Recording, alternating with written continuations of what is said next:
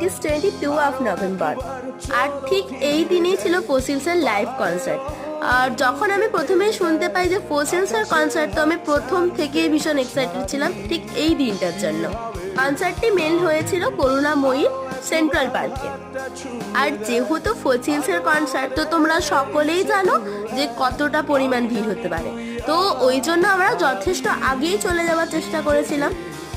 আর কিন্তু এত তাড়াতাড়ি গিয়েও দেখলাম যে অনেক ভিড়ই হয়ে গেছিল। তারপর ভিড় ঠেলে 1.5 থেকে 2 ঘন্টা ওয়েট করার পরে শেষমেশ রূপম ইসলাম স্টেজে উঠলো।